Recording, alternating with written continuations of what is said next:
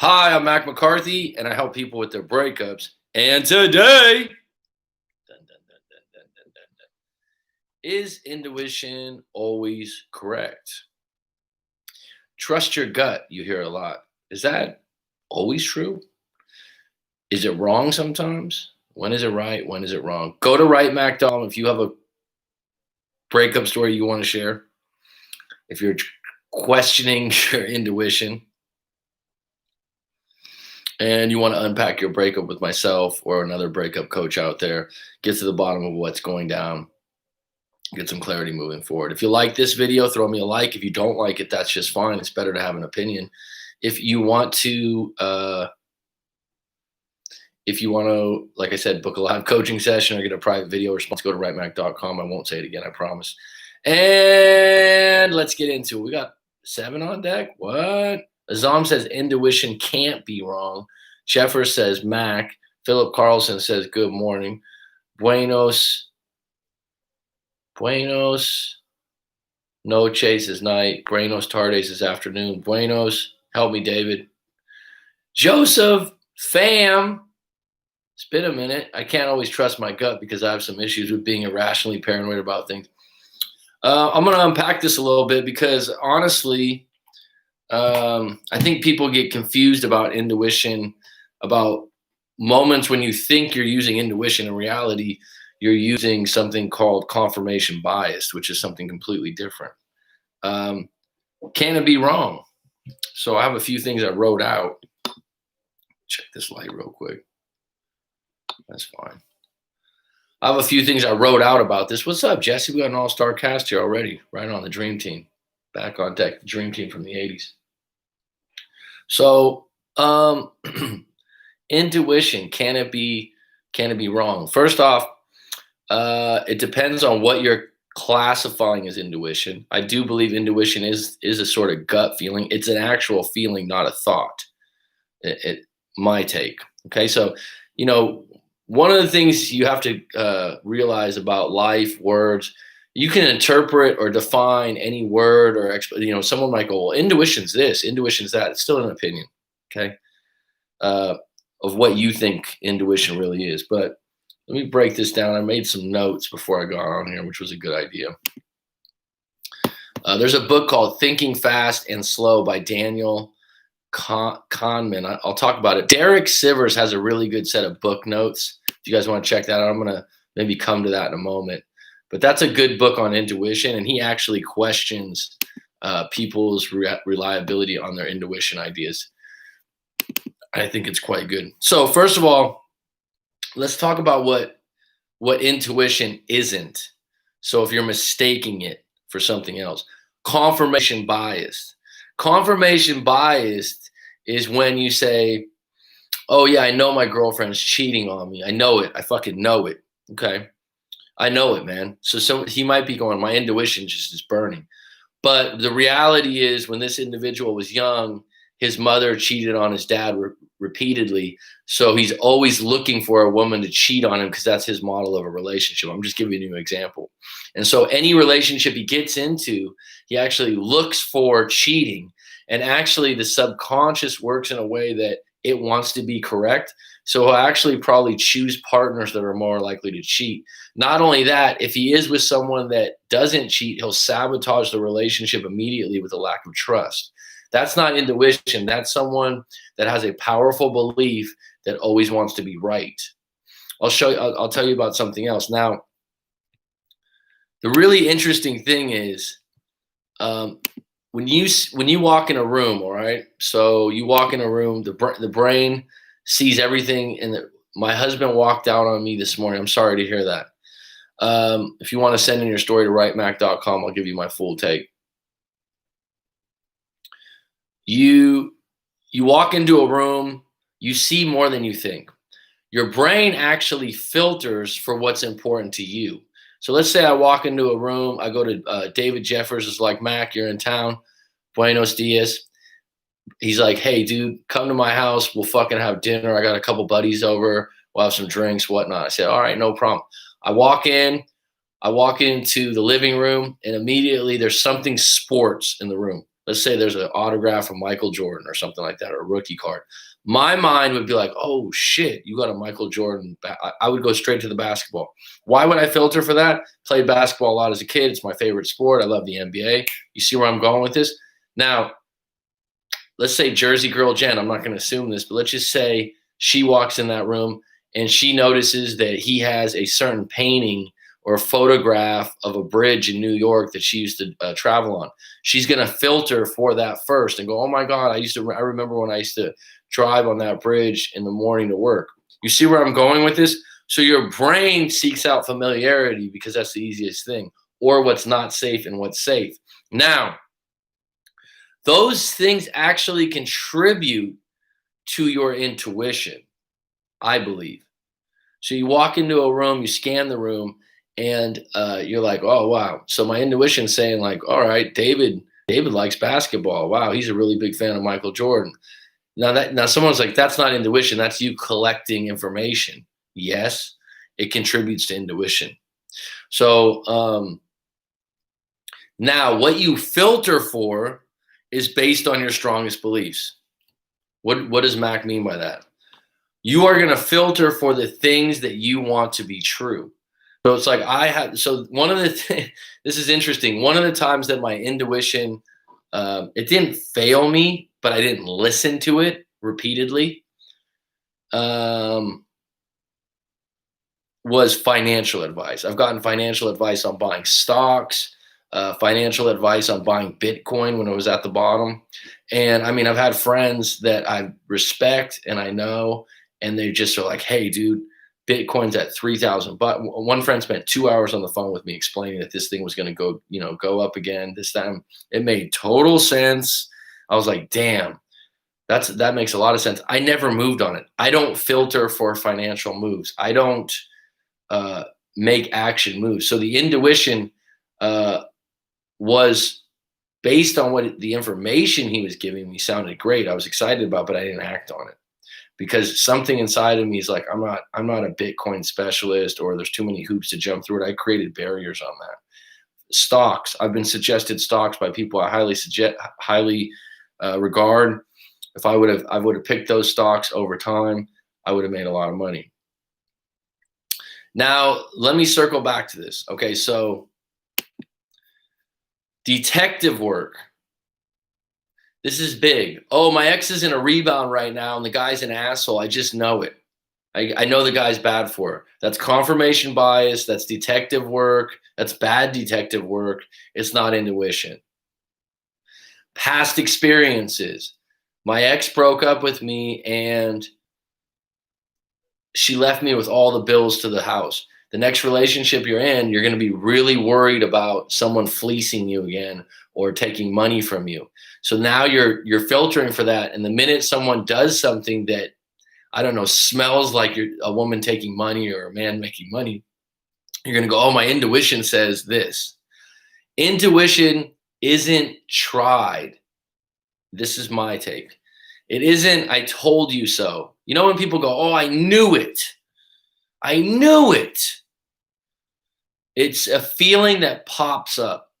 It's compelling, but it's based on clues and attention to details. It doesn't just fall out of the sky. I'm sorry. Okay. So let me talk about, think about this for a moment in the live stream. Okay. Or if you're watching this after a fact.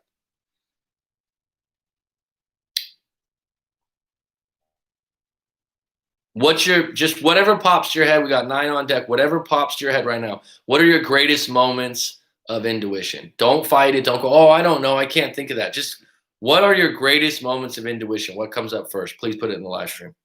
What comes up first? I'll tell you, this is what I do sometimes when I prepare for some of this stuff. I ask myself that question and I said, you know what? Actually, first thing that popped up, I had a girlfriend, an ex-girlfriend now. I won't say which one, but I was in a relationship. Things were starting to unravel a bit. I was getting suspicious. She was going out a lot. She was drinking, la-di-la-di-la. We lived together. Never been a jealous type. I can say that honestly. Never suspected her of cheating. Always thought of her as a loyal girlfriend. I was starting to notice some things. So this intuition, so let me lead up to this. This moment that I had was pure intuition at the moment. Because basically what happened was we're laying in bed. I think it was on like 10:30 or 11 at night. It wasn't that late. She was out cold.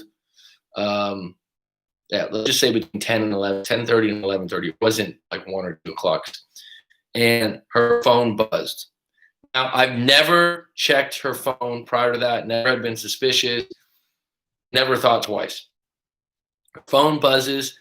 I instantly, it wasn't like, oh, should I look at her phone? I'd never done this before. I instantly went, slowly grab the phone. I take a look. It's some guy that she works with, a younger guy. I heard her talk about the guy before briefly. That's like, hey, do you want to do some shit? It's like, what the fuck is this, you know?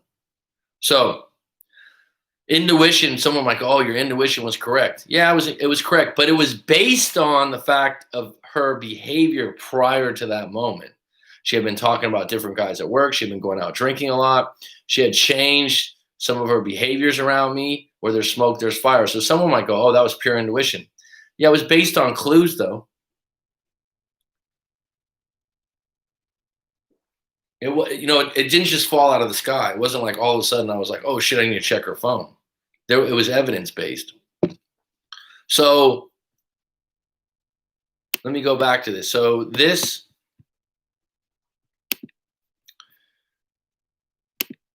particular situation at the time, I was like, oh, that's what gut feeling. That was intuition. Reality, it was based on a few different things, and I was instantly correct.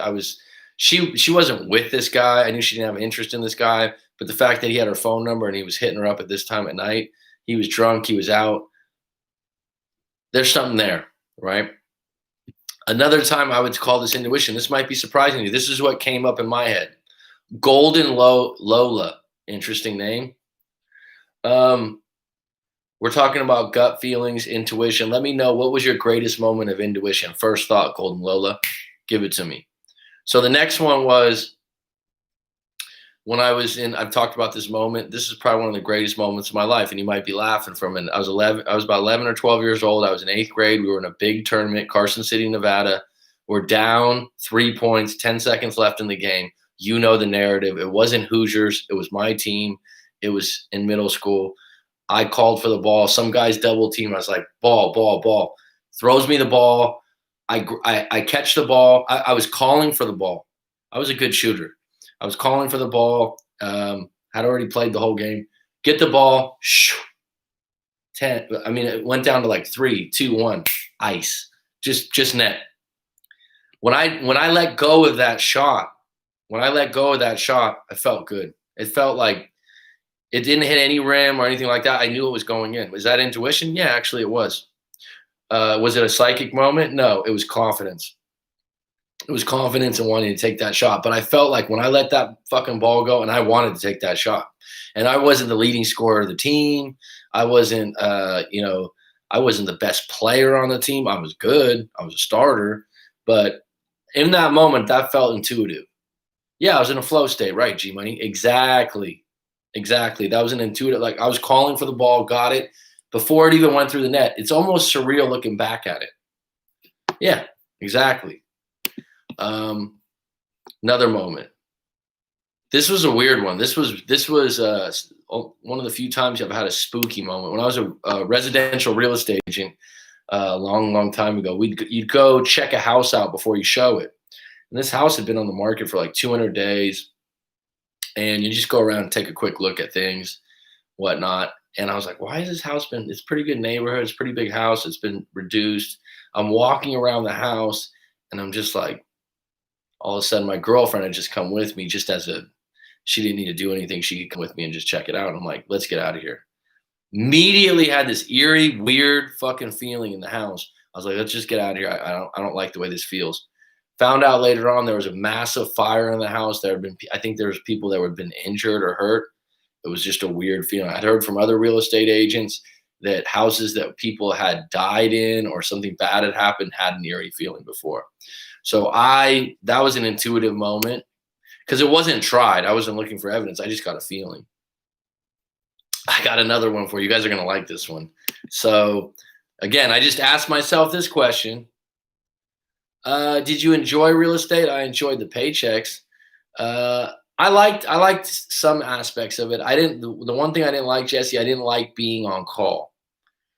It could be 9 o'clock at night, and some asshole would call you up and go, "Hey, man, I got to ask you a few questions. You're always on everyone's time. There's no hours." When it was residential, commercial would have been a much better avenue.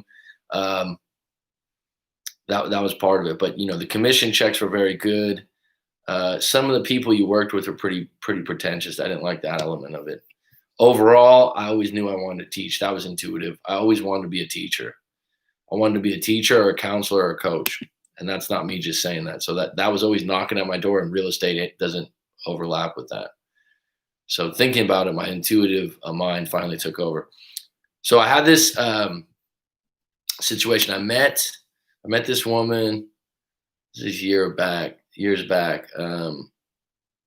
I was in a restaurant bar that my friend owns, and one of the ladies that worked there, her friend had come in. She was like a hairdresser. Maybe that's not the right, like, salonist, whatever you want to call yourself. I hadn't met her before. I had a couple of drinks. I was eating there. It's a place I go to regularly, and she was basically coming on to me in a lot of ways. She was like, "Look, do you want to go somewhere else? There's this other place that has live music all drive." I was like, "What?" Place was like 20 minutes away, and I'm like, I had work in the morning and whatnot, and she was kind of insisting. And so she's like, "No, meet me here and I'll pick you up." And I was like, "Okay." And then I went to meet her, and I remember when I was waiting for her to pick me up, I was like, "Don't go with her. Don't go." Like my inner intuition was like, "Don't go out with this woman. Don't go out with this woman. Don't go out." I don't know what it was. She picks me up. What do? I get in the car. I'm like, "Fuck it. I'm going to go." Right. We have a few beers. We're sitting around. The place wasn't that packed or whatnot. It was casual, whatever. She wanted to buy the drinks and shit. I was like, "All right, no problem, whatever." Some people out there are like, "Damn, she's driving, she's buying the drinks, she's into you. What's wrong?" She was cute, she was fine. It was like something in my intuition was like, "This isn't right. There's something wrong here." She drops my husband. I was like, "What? What? You're married?" "Well, yeah, it's cool. Don't worry." I was like instantly like looking around, like, what do you mean you're married?" She's like, "Yeah, no, I'm married, but he's always busy and he doesn't mind if I go out. And we're just going out, like, like, don't worry about it. Don't even think about it." I was just like, "No, we need to go." So that I remember that was an intuitive moment prior to leaving, that there was just something not right about that. And when she said that, I'm not one that's fishing for married women. Is no, no. Uh-uh. Whatever's drama's going on in your life, don't shove me in the fucking middle of it. Uh, Another one I had. Again, this could be just based on facts. I moved out to San Diego. I had a really good buddy, two other friends that weren't as good of friends, and the one buddy of mine, I was like, "Yeah, we'll get a place together, like a 2-bedroom apartment, roommates thing, da da da." And he's like, "Well, I told these other guys I'd roommate with them. Let's get a bigger house and it'll be cheaper." I remember instantly going and looking at a house with them. The dudes were just blunted, drunk at 3 in the afternoon. They had fucking pit bull puppies. And I just thought to myself, "No, don't do this." And they're like, "And it would have been cheaper." And so someone might be like, "That wasn't intuition." I had an intuition feeling like, don't fucking live with these guys. And it was hard because my buddy was like, "Oh, it's going to be cheap. It's going to be fun." The other guys were like, "Yeah, you need extra room." That was a fucking great move. About 4 or 5 months later, I had visited those guys at the house. That house was a mess. There was dog shit all over. There was plates in the sink. It was beyond just a bachelor pad. It was gross. So my intuition, I ended up getting a studio apartment that was expensive for me at the time, but I said, "Fuck this." Um, Relationship intuition. So I thought about this. When have I had relationship intuition of myself? Uh, I thought about this, and you know what? I've had 4 serious girlfriends in my life at 39 years old. That's not a lot, but they were good relationships and they were significant in my life, and they were long periods of time. So, one thing I was thinking though, in each one of those women, prior to them ever being on the radar, is like, I've never had a situation where I'm like, "Yeah, I'm going to make you my girlfriend. I'm going to marry you." Some people are like, "I knew when I met you, I'm going to make her mine." No, but I remember thinking like, wow, there's something really attractive about this woman, or there was something that kept me interested in them that was different than just someone I was attracted to, each one of them. Um, and even my second girlfriend, which was the one that we had a really good relationship of 5 years. I remember thinking like, we had some situations in the beginning where we were seeing each other and I moved away and whatnot. And when we got back together few years later, but I always thought like, damn, she would be a really good girlfriend. She had a lot of qualities. It was just bad timing for me. And then 3 years later, we got together and it was magic for 4 years until like the last year. And then it was just a magical decline. So I'm going to get into the live stream. I'll come back to this. I'll circle back. My husband walked out on me this morning. I'm really sorry to hear that. No, I'm devastated. It's going to be tough. My belief on gut feeling on things is all depending on what I've learned from you, Mac, is timing and circumstance all the way. I know you feel and you will get through it.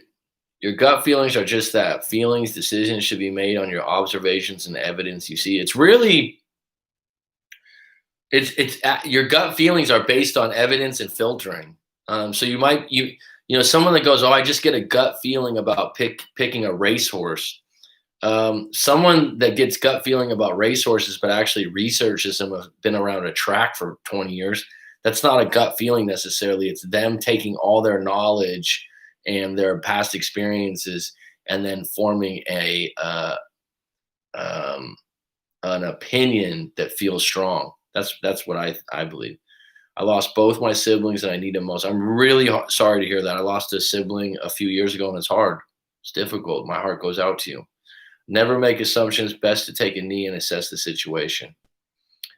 Honestly, you don't need him. I understand that you are going through a hard time. If you left, that speaks volumes. I was sitting talking to my mom about a buddy named Dave that I hadn't seen in 4 years or talked to. 3 minutes later, he knocked at the door. No shit. Now that's something I think is different. I have a different opinion on that.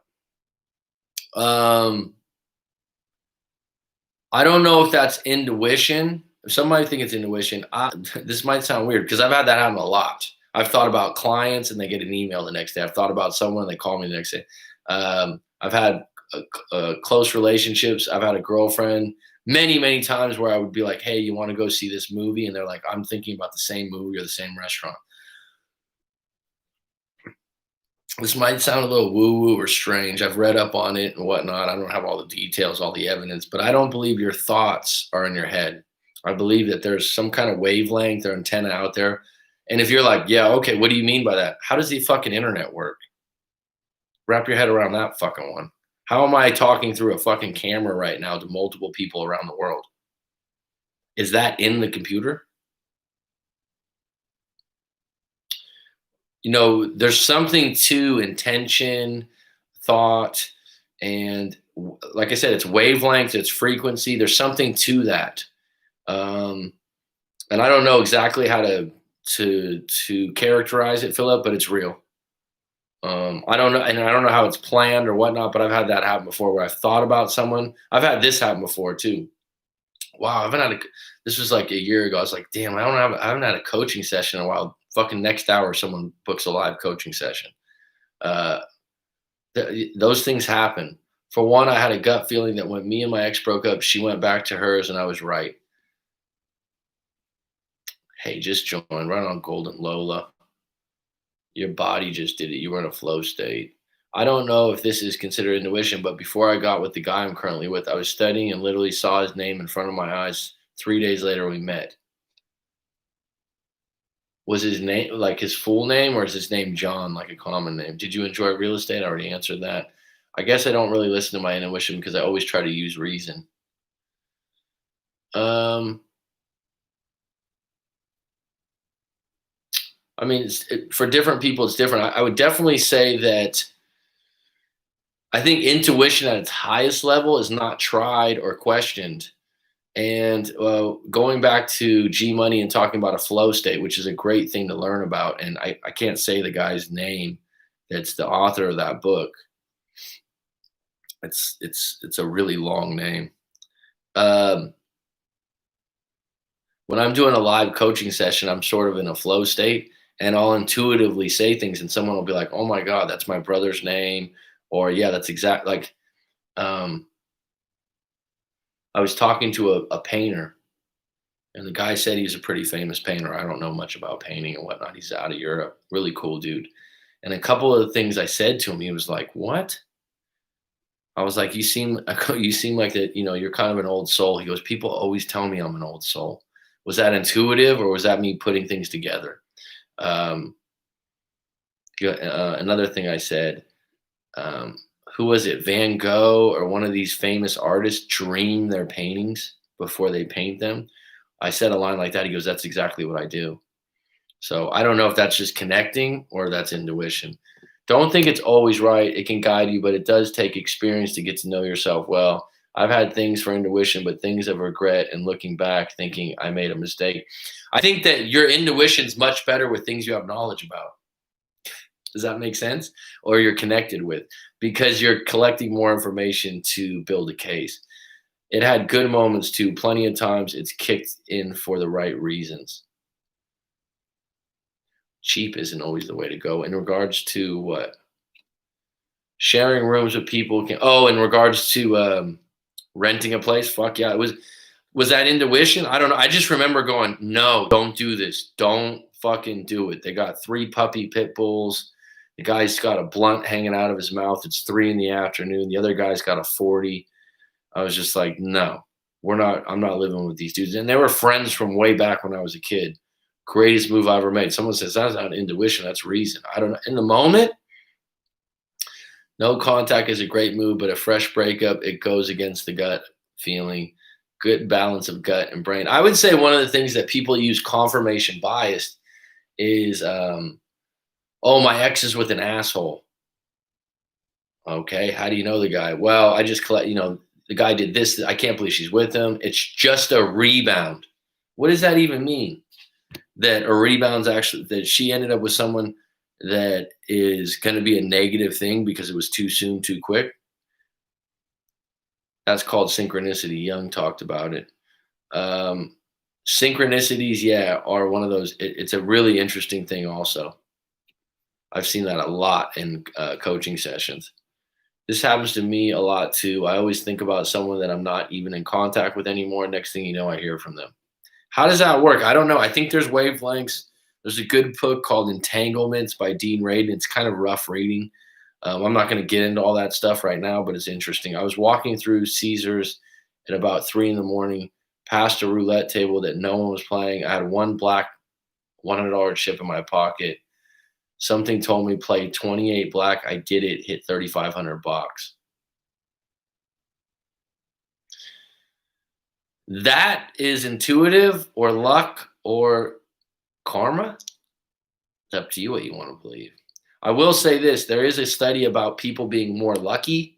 You know what they found? This is fucking interesting. What do you think makes people more lucky?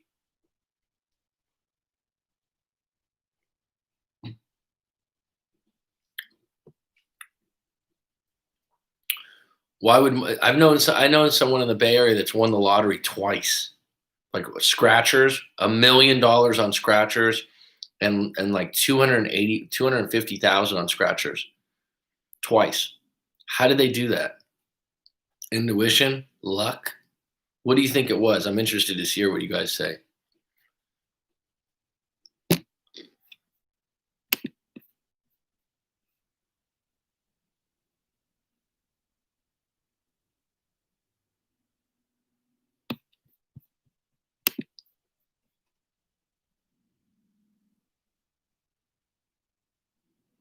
Positivity, yeah. Saying yes to things. Go with their gut, willingness to take chances.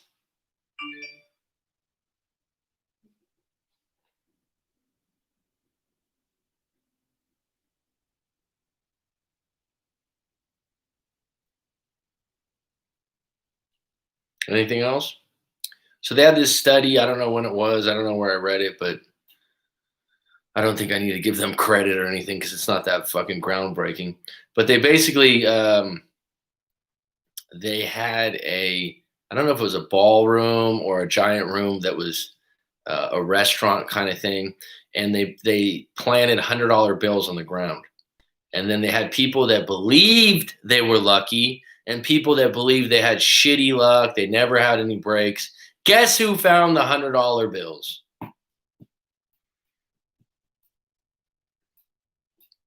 It's called filtering. The people that believed they were more lucky, the people that believed luck was possible, found the $100 bills. And the people that were the darkest, most, oh my God, I never am lucky, I never find anything, they didn't fucking somehow spot the $100 bills.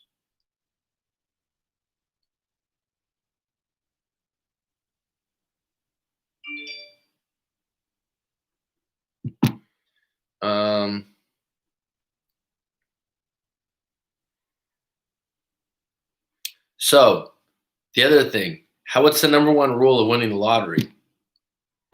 How did this lady win? Number one rule of winning the lottery, you got to play. She played the lottery every week. Her odds were up. I don't know if it's taking chances. It's also believing that you could win. It's believing that you win. Here's an interesting thing about the fact that they think they are lucky makes them lucky. Yeah, and no, it doesn't make them lucky. Interesting, good question, Golden Lola, and think about this for a moment. They filter for opportunities that are more lucky. So Philip has a moment where he's like, I just thought 28 black. If Philip's like, I never win anything in Caesars. I'm a loser. I'm this. He's not going to even play that chip. But Philip goes, you know what? I got $100 chip. Something feels right. I'm saying that, for example, here's an interesting one. Babe Ruth. I don't know if this still stands. Babe Ruth's one of the greatest baseball players ever. I mean, that could be debated, whatever. He hit a lot of home runs. He's famous. He's one of the greatest hitters. All right, we don't need to debate it. Struck out the most every year. Took the most swings. A lot of the people that hit the most home runs strike out the most. They take the hardest swings. That's kind of like the wavelength thing. What do you mean by that, Philip? I also think good things come in bunches. Bad things come in bunches. I used to go to the public swimming pool every day to look for money at the bottom. Every day I left the pool with between $5 and $20. Well, the fact that you found it once means that you knew it would be there twice. But yeah, I think that first of all, this might sound a little weird. I don't really believe in luck. I think that you make your own luck. And I'll tell you what, when I was in real estate, I remember my mentor at the time and the guy I worked under and I had a lot of respect for, he was doing really well.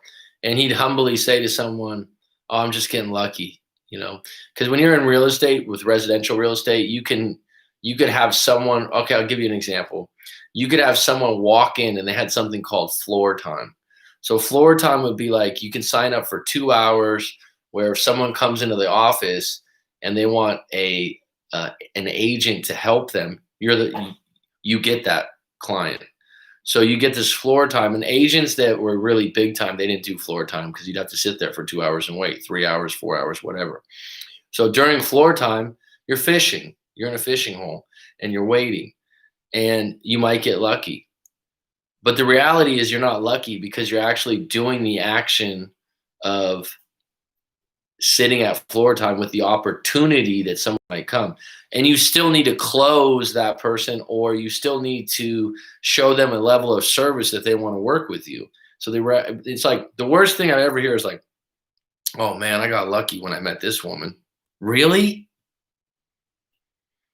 To me, lottery is pretty lucky. That's probably one of the luckiest things. You know, finding money on the ground is pretty lucky. But again, I do think people filter for negativity, and if they filter too highly for negativity, then they will definitely find more negativity. And that's just true. They don't remember your failures. They remember the times you succeeded. Sure. I mean, let me think of luck. I mean, look at fishing. I mean, you can go out fishing and you and your friend could go out and you can catch 4 and they can catch 1. I've always been a pretty good fisherman, I thought. It's one of the few things my dad taught me to do when I was a kid that he really enjoyed, and so I know a little bit about it. So I always think I'm going to catch fish, and I usually do. Talking about a friend and them showing up playing 28 black at hitting. Um, these are things that happen. These are things that happen, sure. I think that some people are more in tune with that than others. The 28 on black's pretty interesting because that's a pretty unique. Is 28 a number that's related to your birthday or your daughter's birthday or someone close to you? Is if I say the number 28, is there some kind of significance to that number?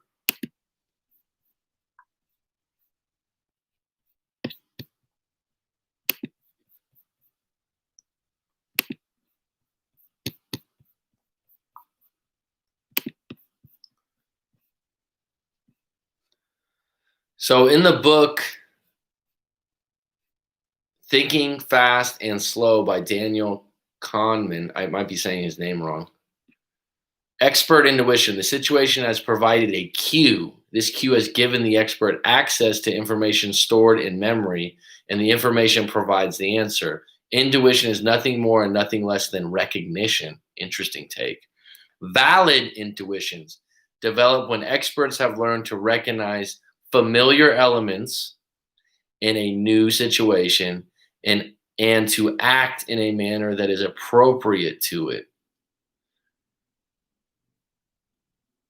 People who spend their time and earn their living studying a particular topic produce poorer predictions than dart throwing monkeys. Those with the most knowledge are often less reliable. The reason is that person who acquires more knowledge develops an enhanced illusion of her skill and becomes unrealistically overconfident. That's a really big thing because I've noticed that people with, and not all of them, but people with PhDs or like really high levels of education or different things like that, not all. I know this from being a teacher and working at schools. Sometimes they have this high opinion of themselves just because they have that. And the reality is they're not great. I'm pretty lucky. Number 28 means nothing. Like fishing, great relaxation for the brain. Yep. And now I always catch more than my buddy who never learned. Same. My dad didn't teach me a whole lot, but he did teach me how to. So it's funny. One of my buddies just found me on Instagram. We're still friends and everything. It's just distant. I live on the other side of the world. And he was like, stingrays and sharks. So we used to go fishing in the bay, and the bay is pretty dirty. It's pretty nasty. A lot of people you don't keep the fish. They got stripers, but they got stingrays and sharks. And there's a certain rig you can use, and if you hit the tide right, you're guaranteed to catch a bunch of stingrays and sharks, and they're good fun to catch and release. So my friend was hitting me up, and he's like, "How did you do that again?" I'm like, 2-ounce pyramid sinker at the bottom, 2 number 2 hooks, squid, fresh squid, and you need to go get the tide chart. And I go, you need to be there about an hour and a half before the tide comes in. He goes, oh shit, I was going there an hour after the tide was in. He went there. He's immediately caught fish. So yeah, those kind of things are that's like true intuition right there. What Philip said. It's much easier to strive for perfection when you are never bored. Flow neatly separates the two forms of effort: concentration on the task and the deliberate control of attention. In a state of flow, maintaining focused attention on these absorbing activities requires no exertion or self-control, thereby freeing resources to be directed to the task at hand. Many people are overconfident, prone to place too much faith in their intuitions. They apparently find cognitive effort at least mildly unpleasant and avoid it as much as possible.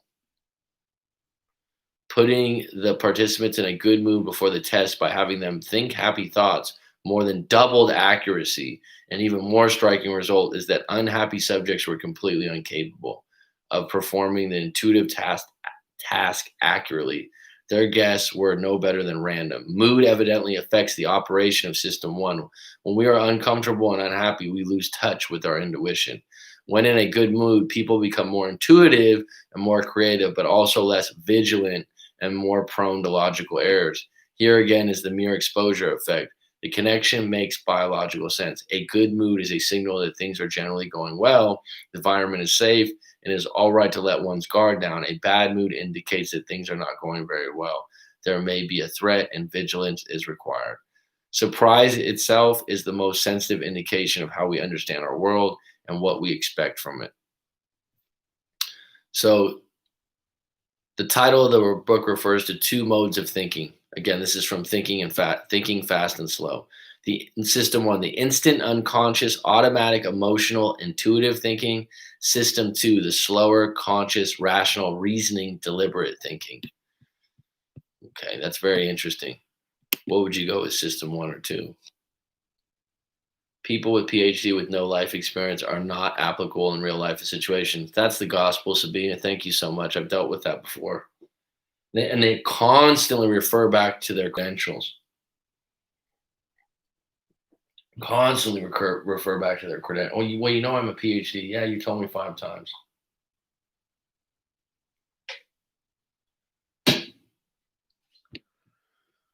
All right, I'm 41 minutes on deck. It's 8:15. It's my Friday night, whatever that means in the world for you. I know it's morning for a lot of people. Does anyone have any questions about intuition? Add anything else?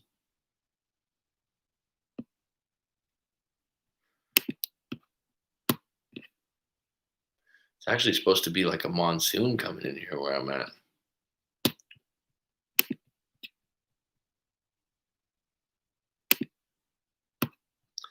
I have a really good topic video coming up pretty soon about power corrupts in relationships and how leverage can be used and how leverage.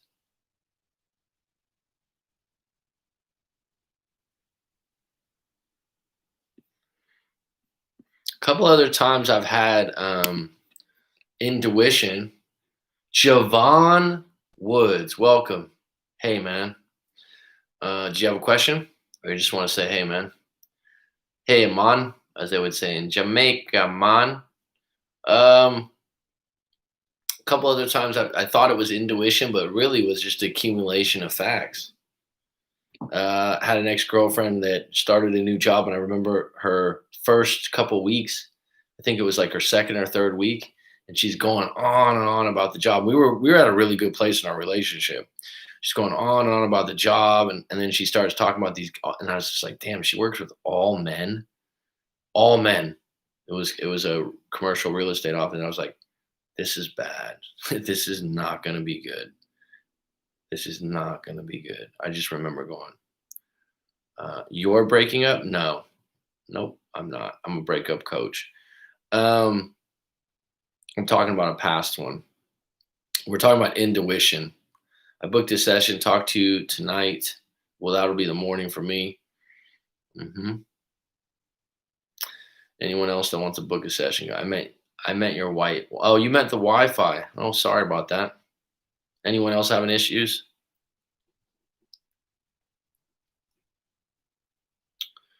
And another time I had prior to a breakup, I was thinking to myself, this relationship, we are going to break up. And the way we broke up, I almost knew about it 2 years prior. My ex of 6 years dumped me because I was distanced. That's the short story.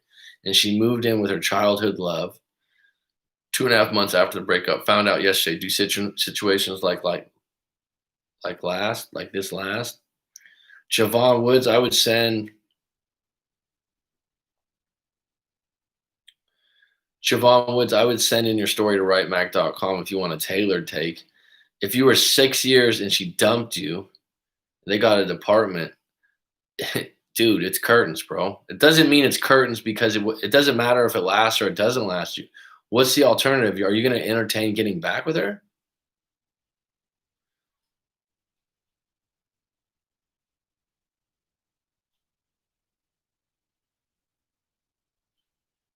Are you gonna entertain getting back with her after you've been together 6 years? She moved in with some new dude. I get that it hurts, but like, are you gonna consider your dignity and your pride as a man? I mean, what's the alter like? Do situations like this last?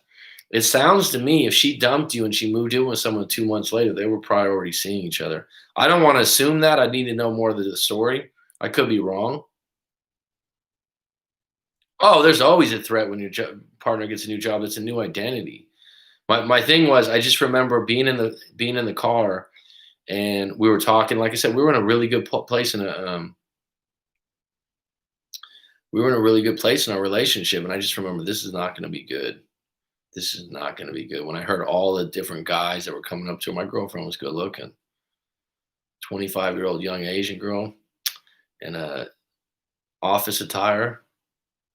She was getting a lot of attention. I would move forward, Javon. I mean, it's easy for us to say. Bro. If you had a 6-year relationship, I would definitely encourage you to pay the money and do a live coaching session with myself. If you don't find it useful and helpful, because you just need to get a lot of stuff out. If you don't want to work with me, work with another breakup coach. Talk to someone. Get that shit unpacked. It's not going to cure your situation, but you need to talk to someone that's going to listen to you for a couple hours because 6 years is a long time, dude. You got to get it all out. So like when you just give short little snippets like that, do situations like these last? Doesn't matter if they last or they don't last. What's the alternative? Let's say she breaks up with this childhood love and comes back to you. Are you going to trust her?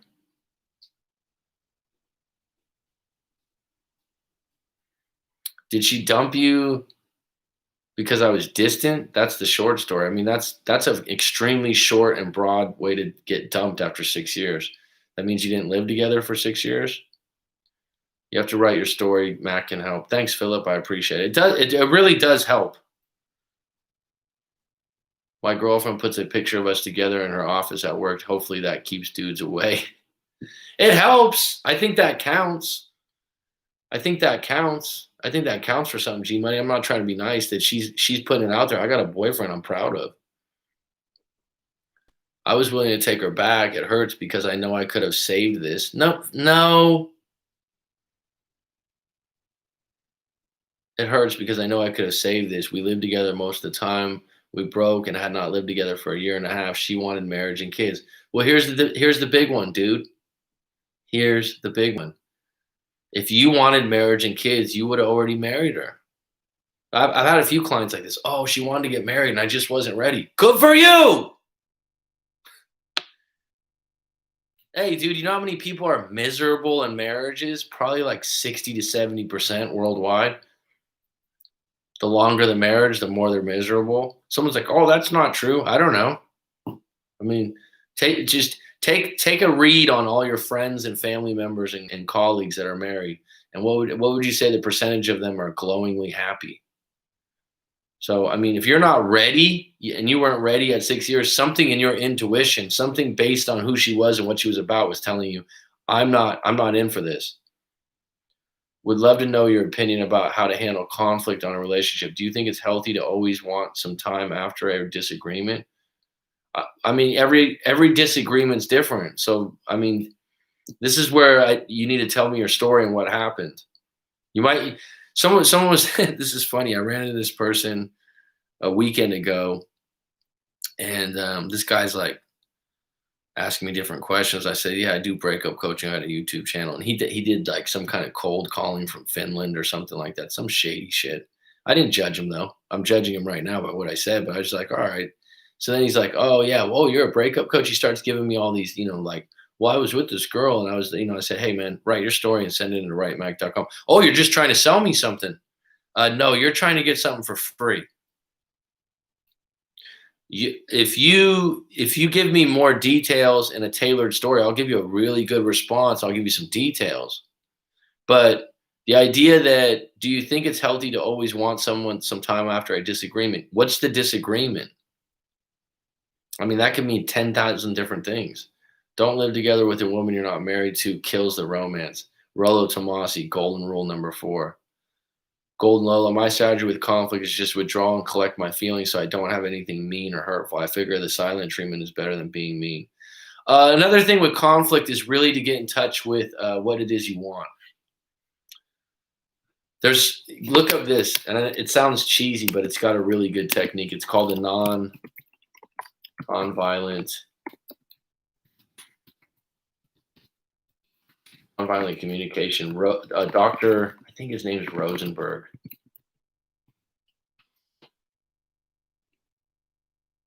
It was so funny because the guy's like, "Oh, you're just trying to sell me something." I said, "It sounds like you're trying to get something for free."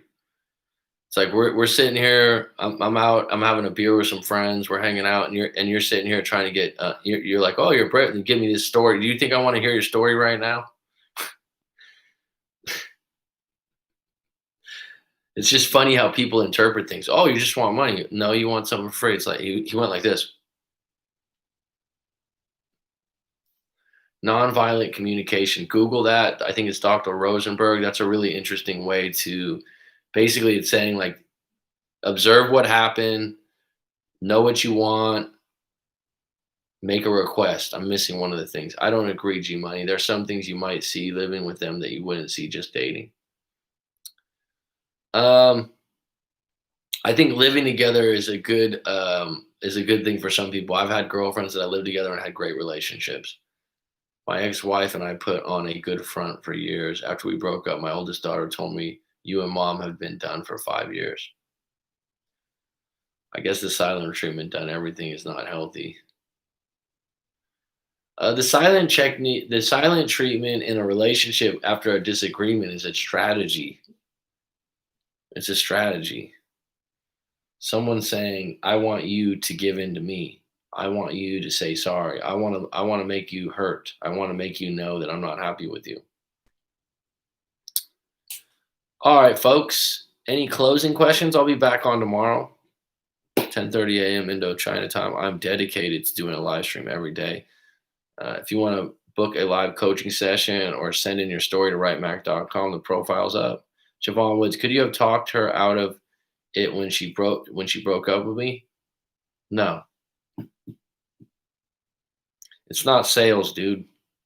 She was more hurt than a loss of attraction, but I could be wrong. It's almost like she wanted me to chase her. The fact that she wanted you to chase her doesn't necessarily mean she wanted you back. I mean, everybody likes to be chased. If you want to get, and I personally, I wouldn't be attracted to a woman that wanted me to chase her as part of a breakup. This idea that someone goes, "Oh, I want this person to fight for me." I don't like that narrative. If you want to get to know someone, go for a long trip. Being together for 2 weeks gives you a good indication. Living together kills attraction, takes away magic. That's a good point, G Money. I went back and forth between what I know about her nature and no contact. Dude, Javon, let's just get really, really real for a moment. 6 years, she left you. She moved in with another guy 2 months later that she had a history with. Connect the dots. Does I mean if I talked to you in a live coaching session, I wouldn't be that brutal. But this is all you gave me. If you give me like the whole 6 years, why you didn't want to marry her, we can unpack it some more. But the bottom line, what's the alternative here? To try to win her back while she's living with another dude? I don't have the ability to process complicated emotions on the fly. Silent treatment allows me to take the time not to be even more hurtful. Well, good way to know yourself. Why would you still want to be with her when you know she wants marriage and kids and you don't?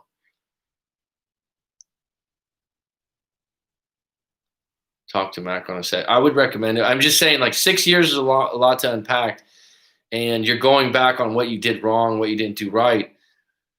You got a lot of clarity on where she stands right now. She's with her childhood love or whatever, and she's living with him. That once here's another thing, Javon. Once someone decides to break up, regardless, if they're a confident individual or they have any kind of maturity to them, they're not going to go back on their decision anytime soon. They're certainly not going to be talked out of it. And if they're living with someone new, they're not going to break up with that person. They dated like in middle school. I guess they kept in touch. Whatever. She's living with him. This fucking hurts. It hurts a lot. But the idea that you're gonna get her back while she's living with someone, this is what you got to do. I'm done. You got to get to that point at some point. you could get yourself angry about it. You can get upset. That's fine. But thinking of a strategy to get her back right now is not the time. I mean, I think someone can keep in touch with someone from middle school. I don't think I'm in touch with anyone from middle school right now, but and here's what people do. They go, "Oh, if I would have done this or I would have done that, we would have been together." No, not necessarily. Here's another thing. I've talked about this before. Let's say everything went right, Javon, and you married her and you had kids and it was rose petals or wine glasses and it was a marriage on the sea. You did your honeymoon in Hawaii for 2 weeks. Oh my God, it's great. It's good. You still could have got divorced 2 years later for the same reason. Everyone thinks like, "Oh, if I would have done this one thing right, it would have been fucking glorious for the rest of my life." Not really. Not really. You still don't know how the outcome would be. How old are you, Javon? And where are you at in the world, if I may ask?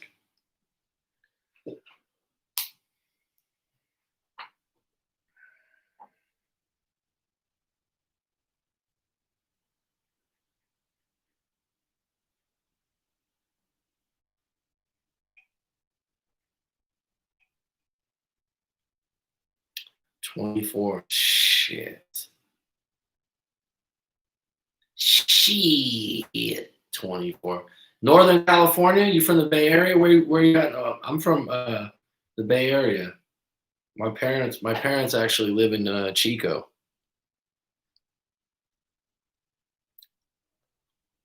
Coulda, shoulda, woulda. People didn't realize it's just fate sometimes. Everything has an expiration date. That's real talk. I don't know. Bay Area. Where you at, dude? I grew up in San Mateo.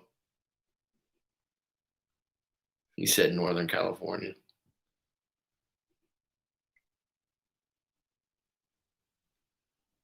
What's up, big bro? Hey, Dylan, long time no talk. Oh, Dylan. I didn't even see. I was like, who's Dylan? Who's oh, was it the Tasmanian Devil? We got a little team over here. It's gonna get bigger, folks. I got the podcast mics in the works. We're gonna get this going.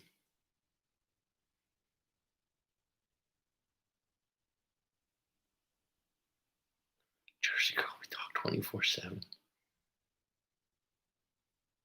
The Bay Area at 24 years. I'm from San Francisco. Went to San Francisco State. Graduated from San Francisco State. I used to live off of 17th and Yoloa in this. Well, that's not the Sunset. It's called Parkside for a little bit. Yeah, Bay Area is man, dude. You're in a treasure trove, bro. Come on now. I just helped someone that lived in Oakland actually, and it was funny because he was 28, and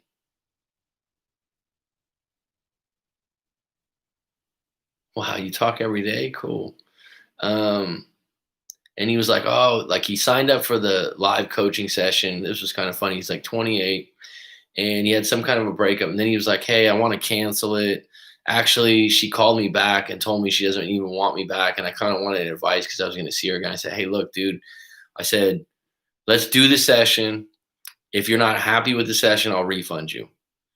Fair enough. And he's like, that's fair.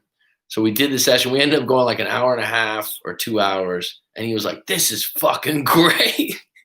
He actually just had some boundaries up on the way he was looking at relationships. If you're 24, I'm assuming this relationship, I mean, was your first serious relationship. So this is Javon, being 24 and coming out of a 6-year relationship, it's really important to get clear on this one because how you come out of this one's going to affect your next one.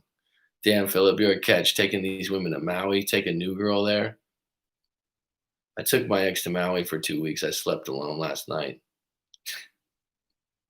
What does that even mean?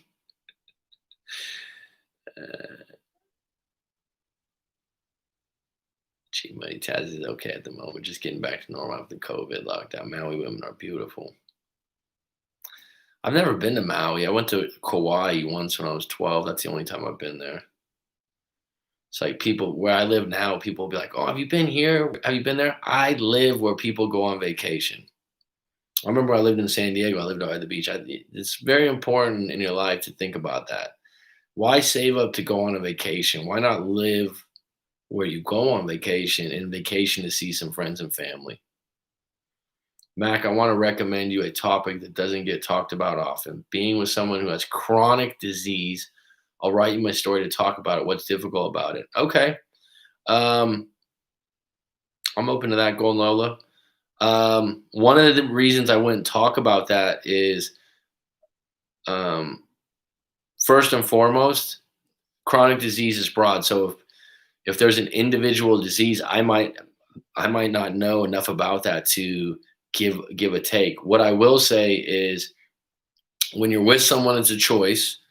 I do know a lot of people that seem to be with someone that's got um, bipolar disorder. I don't know if that's self-diagnosed or what these days. High levels of depression, high levels of anxiety. I'm not comparing that to a chronic disease. I'm just adding. Um, I'm just adding that. So, but I have had clients multiple times um, that have written stories where they were clinical, where they were. How should I say this? They were on serious chronic disease type things, and it's sad. It's sad. It's a very hard thing to deal with. It's individually based, and got to lead with good intentions and honesty. And I think every situation is different. But go ahead, Golden Lola. I'll give you my take. Go ahead and send it into writemac.com. For YouTube, it's going to be a $25 fee. So just so you know right off the bat, but Mac, I have a shitload of questions for you. Well, I'm waning a little bit, but go ahead and shoot your most important question. It's very sad when you can't do a lot to help a person you love. Can I suggest a book? I would suggest if it's cancer, and I'm not assuming that. That's just what Sabina said. Uh, um, no, you should have married someone. Fuck. You didn't marry her for a reason, dude. You're 24 years old. You were with her for 6 years. That means you were with her since you were 18. If you got married to her and you were 30 years old, you go, oh my God, I wasted my best years. Stop that shit. Should have? That's the worst fucking word in the English dictionary. You know why? Because it's not going to change. I lost someone who had sexual and emotional purity, and I took her for granted. I thought I wanted to be single, but I don't want a girl who has had sex with 10 plus. She really had my back. You're being dramatic. Epilepsy. I'm not very familiar with epilepsy. I will say this though. One interesting thing I would say that I would look into. First of all, a book I would consider reading, Man's Search for Meaning, Viktor Frankl. It's a classic. There's nothing, other people have read that book, but I would recommend that book if you're dealing with something with this dramatic and tough. I would also recommend Healing Hands. I think it's Healing Hands.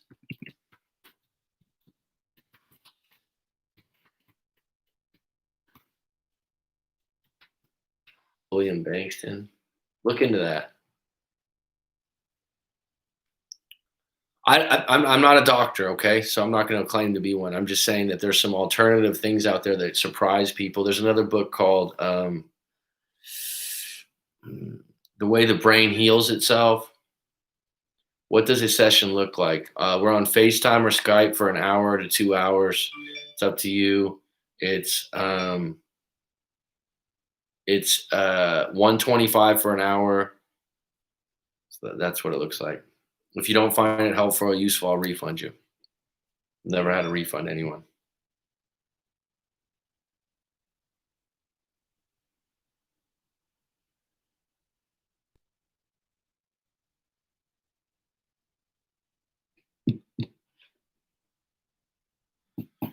So before you give the session, you write your story, and then I go through your story with you.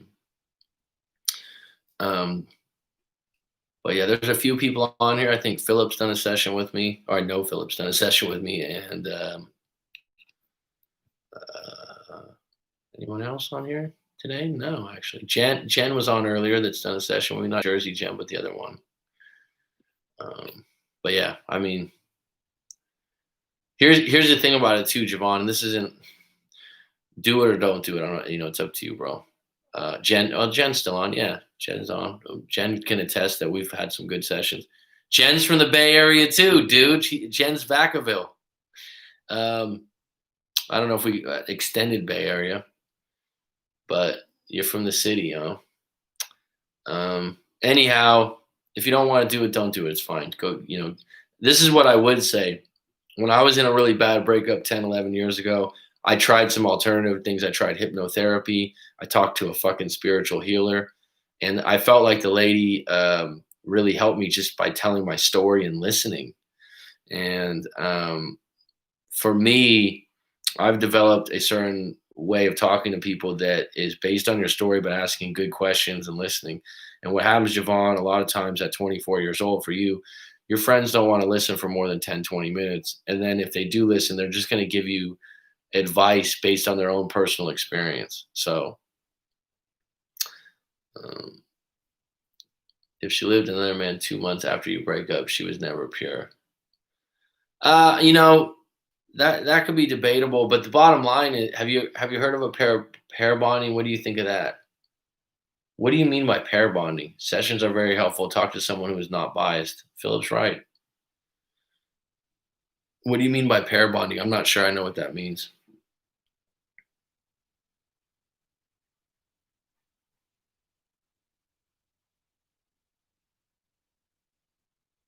I might have myself a girlfriend soon. Well, congratulations, dude.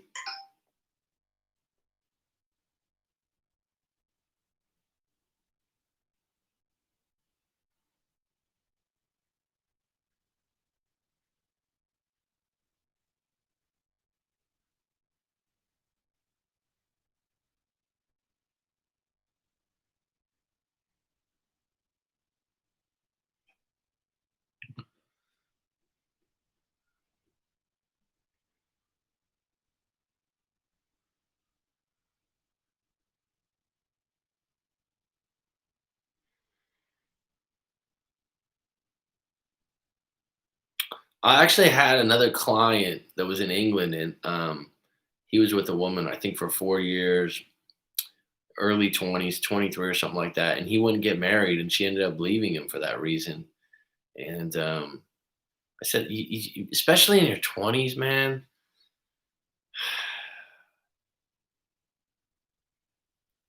if you're not ready and you're not sure, don't get married. Don't do that.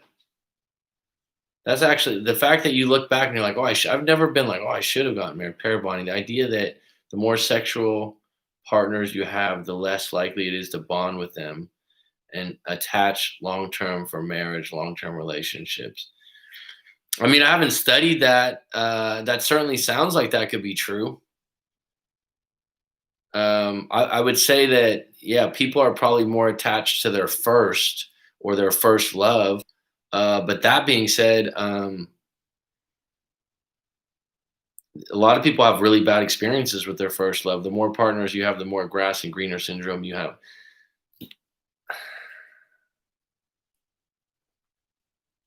Sounds like you're creating hurdles before they're even there. Sounds extremely negative. I mean, it sounds like you're going to go out with women and you're going to be like, how many guys have you been with? And then the girl's going to be like, oh, I don't know. I'm not sure. And you're going to be like, I just need to know. And the girl's going to say 7. You're going to shit. Oh my God, she's been with 7 guys. It's like, if that's a really big deal to you, then search out play. I'm sure there's some kind of website or something like that where there's people that are more, I don't know, but like you creating a situation where that's going to come up again and again. If that's what you're into and purity and all this other stuff, you can find it. But you're going to offend some women along the way because your body accumulates other people's energy. That makes sense, Sabina.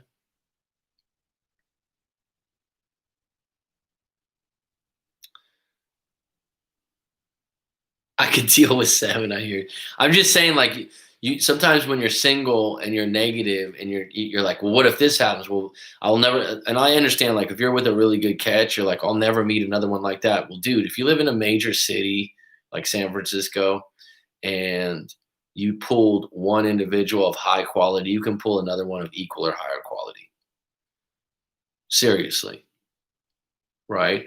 It's like even if you lost a job that you're really good at, you still have the same qualifications and abilities to find another job of equal or higher level. It might hurt, it might take you some time, but the ability's there. You don't get lucky in situations like that. Um, one of the silver linings in your situation that you might think is a bad thing is the chapter's already been written. So a lot of times people are like, oh, I'm wondering if she's seeing someone else. She's living with someone else. There's no guessing game. There's no loop. There's no open loop. There's no cliffhanger that Javon's like, oh, I wonder if she's dating someone. It's like, no, she's fucking staying with someone. Tonight will be my fourth session, and I have found that talking to Mac has been very helpful and helped open my eyes. Thanks, Philip. I appreciate it, bro. It's like the wiser, more mature they are, the less in age they are to me. Not trying to deal with someone auntie. It's like the wiser, more mature they are, the less in age they are to me. She was mature for her age as well, knew what she wanted in her life. Well, there's more of those in the world, dude. There's a very broad. It's gonna take you a little while. The fact that she's found someone and you still can find pure girl and then she cheats on you. So this is the only mature girl for her age in the world. Is that what you're telling me? Highly dramatic. I think you should let go of this pure thing. No human is pure. Thank you. I'll tell you this, Javon. To be quite frank with you, when I was in my early 20s, I'm 39 now, right? So, um, I used to care about that stuff. Not purity. I wouldn't use the word purity, but just like, oh, how many guys have you been with, kind of a thing. And I even know a woman recently that was 23 that was dating a guy that was like 28, and the guy sabotaged the relationship because he was hung up on the idea that she had been with. She never told me in the live coaching session how many guys she was with, but she was like, I'd been with a few guys, and I told them the truth. She had a few one night stands. She wasn't a hoe. She wasn't gross. I mean, she was a professional. She had a lot of things going for her. She was actually really attractive, and this guy like was just hung up on the idea that she had a few one night stands beyond her two boyfriends or three boyfriends she had been prior with him, and he was just. She said he was literally in the middle of the night, like, I can't believe you've been with this many guys. He's probably jealous because he's been with less. She knew what she wanted. That's the answer. I think you should let go of this pure thing. Coach always has a tidbit, things true to me, and it helps me reflect on things that aren't sitting on the surface to see clearly. There are not many pure people in the world. Are you going to date a nun? It's true, bro. I mean, thanks for that compliment, Daryl. I actually had a compliment from a client recently after a coaching session, and he said that he went to someone else. My website was under repair, and he thought I'd quit, and he was all upset. He was like, "Wow," he was like, "You're really good at this." And then he says, "I actually talked to someone else before you," and he goes, "The information they gave was really surface based because it's like just shit you'd find offline." Her parents took me in at 18. We lived together and got our first apartment together, got on our first plane together. She taught me how to drive at 18. I'm really attached to this. Absolutely. I mean, it's going to take you some time. Some things I could recommend that aren't going to cure you, but when you're having anxiety or you're worried, take an ice cold shower. I know you're just like, really? Yeah, that changes your physiology for a moment. Go for a run or a walk around the block. Change your route. Other people in life are like, yeah, you said this before, but you might not have heard this. Change your routine. So, at 8 o'clock at night, if you usually had talked to her in the past, go to a 24-hour fitness or something like that and start working out at 8 o'clock at night. Change your routine. Um, those are things that are going to help you. Spend some extra time with friends and family. Start mapping out if you could do anything as an individual, what would it be?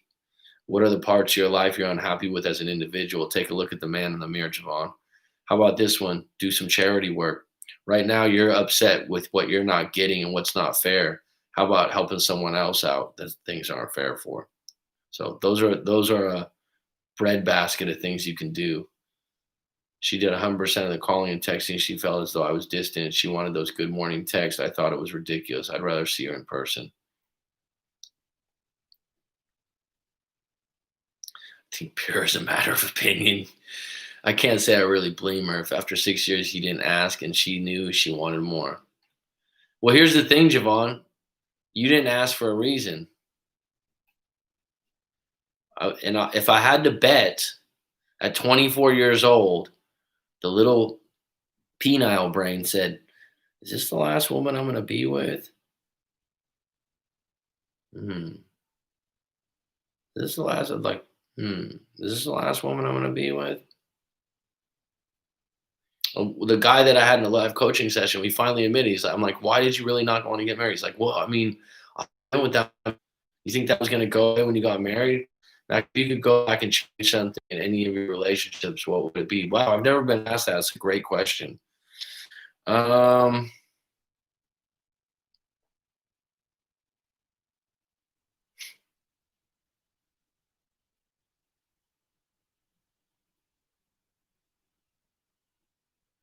Fuck it. No regrets. No regrets, man. All paths leading now. I thought about it. I thought about it when I mean that question, and um, all paths leading now. It's all happens for a reason, as cliche as that sounds.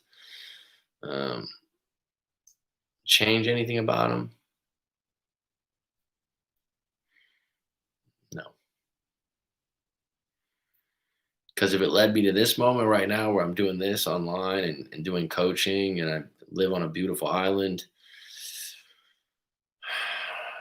no. One thing came up. There was one of the relationships that I could have saw myself having a family with that woman, and that's knocked at my door a few times. And I thought about that for a moment, but that doesn't necessarily mean that I would want to change how that dynamic went down. I think if there's anything that I look at in my life, there were things that this might sound really shallow, and I'm not shallow about money. Is people telling me to do things with money that would have been huge wins that I thought to myself, damn, that's a good investment. That makes a lot of sense. And I didn't do it. I've had multiple ones of those. Um, yeah, you're right. I wish I wouldn't have listened to that shit. Well, that shit that you were listening to is your heart and soul. If you would have married her, that voice wouldn't have gone away. It would have got louder. You would have been 30 years old going, "Oh shit, man. I've wasted my good years." That I'm telling you, I'm not saying he's in the wrong either, but if they want different things, you can't blame her. She didn't want to settle. I wouldn't change anything about my past. I just realized I was completely immature and not ready for them at the time. But it made me ready for now. Breakups are an opportunity. Each breakup I've had has had me learn something, gain something. I said this before. Each relationship I was in, I never felt like I downgraded. What I mean by that, I never felt like, "Oh, I'm in a bad relationship. I'm in a worse relationship." I never felt like that. I've always felt like I was even to getting into a better relationship. So, um, same with jobs, really, too,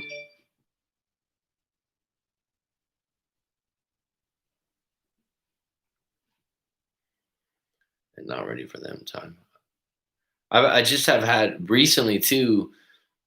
When you get a breakup when you're young, you think it's the end of the world. You think like it's never going to be good again. La di la di la. Look at Javon. I don't know how big your family or your circle of colleagues are, but it really helped me. I was looking around at life and I was like, damn, my grandmother had been married 4 times and 3 of her husbands had died. And she had found love 4 different times. I wouldn't change anything about my past neither, but I always share the lessons I learned because I feel like it could help someone not do the same mistakes as me. That's what I do. Skinner, Chi Town's finest, pick number 4. Who's it gonna be? Who's it gonna be? I like Toppin. I think Toppin's underrated, Skinner. Skinner's my NBA fam over here. Um, hour 20 minutes. This light's starting to bother my eyes. That's why I wear those blue light glasses. God, that's a powerful light.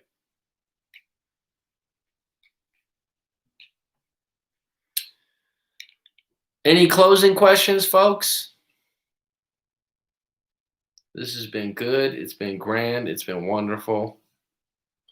Like I said, I'll be back on deck tomorrow.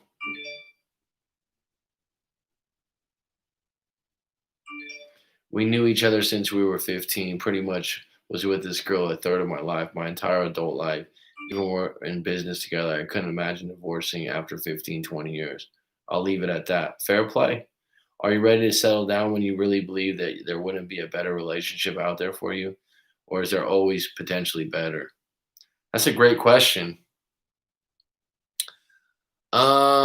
I would say for myself at 39, it's a different question for me. After when Donick is doing people think he can be similar to him. Denny, yeah, he looks. You know what I like about him, Skinner. This is always overlooked, dude. You want to really know what I've from years of studying the draft when the Warriors sucked, because that's what people. Oh, the Warriors have been good. The Warriors were the worst team in the league for like 15 years with Mike Dunleavy and Troy Murphy and Todd Fuller. I mean, the bust, Joe Smith. Um, you got to pick a player, okay? It's not just about skills; it's mentality. And what I liked about that guy Denny, they said he's a competitor and that he hates to lose. I'll take that over some dude with potential that's lackadaisical. We believe, dude. We went through some bad years, dude. Mac, yeah, Mac, you nearly got with someone who would use others for a one night stand. That nearly happened to me a few years ago. Have you nearly gotten with someone who would have used others for a one night stand? Some people want to be used for a one night stand. Someone would say, "Use me." Oh, shit, man, that's funny.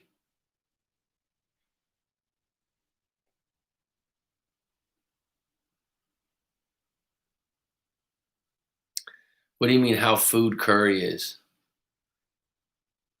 How good curry is?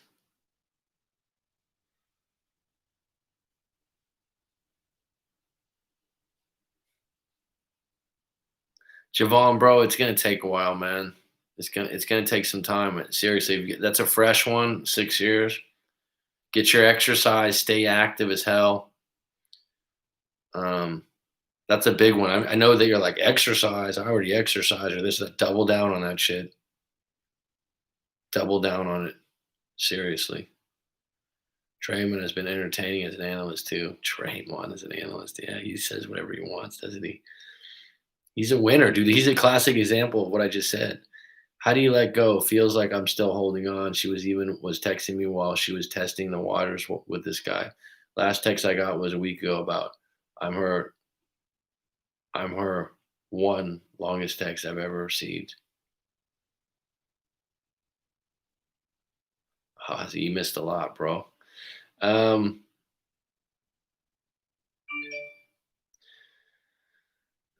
take it day by day, Javon. But if she's living with someone else, you got to cut. You got to block all social media.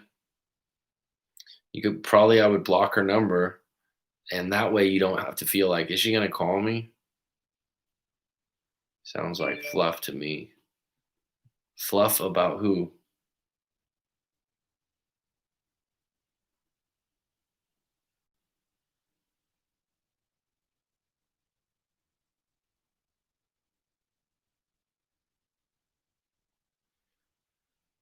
Shrew bag, I thought out of the blue, blaming too much your partner in a relationship makes them go cold. So we all should learn to communicate our needs without being too harsh and without too much blame. Want to move on? Imagine what's going on with the dude she's living with. That's harsh, but G Money's correct. I mean, I wouldn't. Shit, man. I don't even want to say that. I'd imagine it's just you got to get to it when you are able to cut the phone number out. So this is the thing about this day and age. You don't really remember people's phone numbers, right? Because you don't really use them.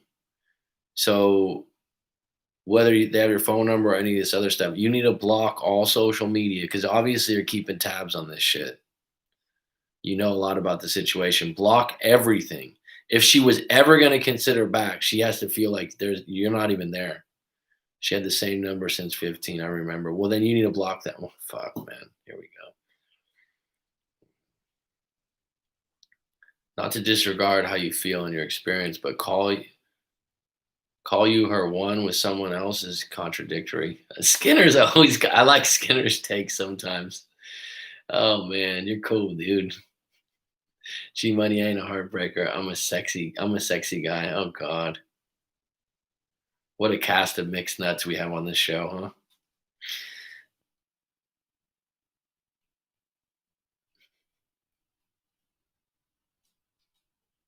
Do you guys like? I was going back and watching because I was telling some people I don't usually ever go back and watch any of the live streams. I just ship them. Sometimes that hurts, Mac. Right when I said it, I said he's gonna catch that.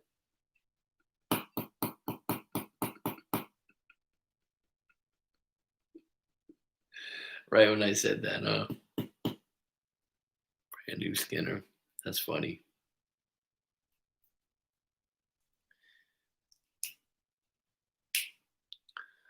All right, folks. I'll be back on deck. Golden Lola, you hadn't been on before, but thanks for hanging tight. Javon, take it day by day and keep showing up in your life as an individual, bro. Keep a journal to just get shit out. So like, you don't have someone to talk to, just write it all out. Spend hours on that if you have to, so you can just get it out of your head. Keep exercising every day. Double down on that, like I said. Change up your routine. Take an ice cold shower. Look up the Wim Hof breathing technique. There's some different things you can do because there's going to be moments where it's really, really tough. Should I tell her I know and tell her off? No, no. All right. All the best. It's curtains.